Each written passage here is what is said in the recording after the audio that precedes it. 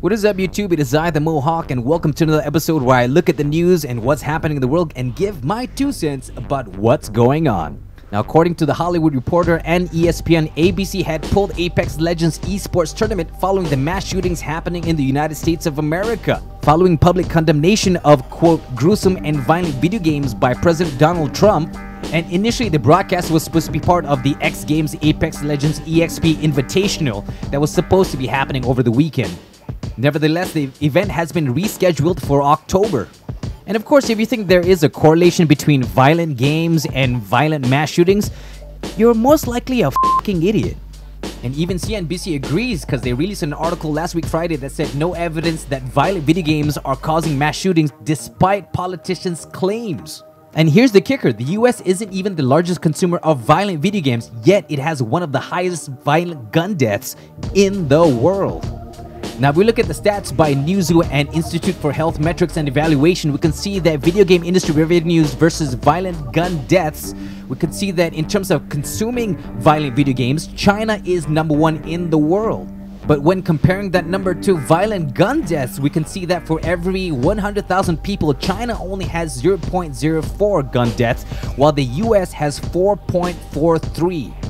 Yet the difference between gun deaths between China and the United States is different by a huge margin. Now, I know what you're gonna say. Okay, fine. China is an Asian country. The United States of America is sort of like a Western country. 2 different cultures, blah, blah, blah, blah. All right, fine. Let's look across the pond from the United States of America to the United Kingdom. Yeah, the same idiots that voted for Brexit.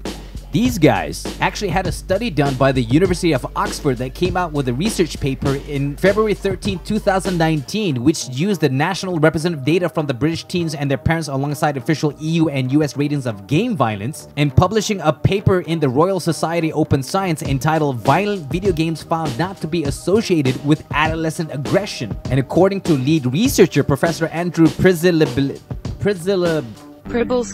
Now, the lead researcher, Professor Andrew Przybylski, director of research at the Oxford Internet Institute, has said that the idea that violent video games derive real-world aggression is a popular one, but it hasn't tested very well over time. Despite interest in the topic by parents and policymakers, the research has not demonstrated that there is a cause for concern.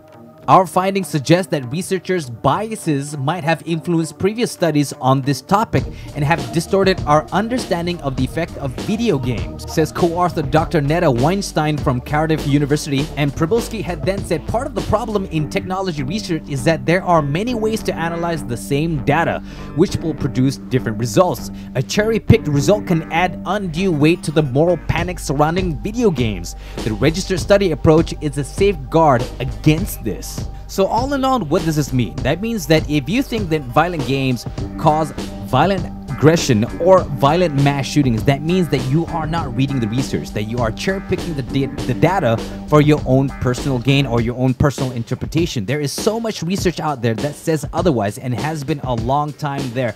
And the thing is, there's no easy way to say this. If for some strange reason you think that violent video games is causing your child to be aggressive, it's most likely you're an The fact that, it's like, maybe, let's put it this way. Parents, most games nowadays do not have a pause button, right? If you want your child to do something, wait for the round to finish, or tell them when you finish your round, do this. If you interrupt them in the middle of a game, it's like walking across a football field and stopping the match. Imagine how many people will be pissed off if you went to the English Premier League, walked onto the middle of the field, and stopped the game. They'd hate you for it.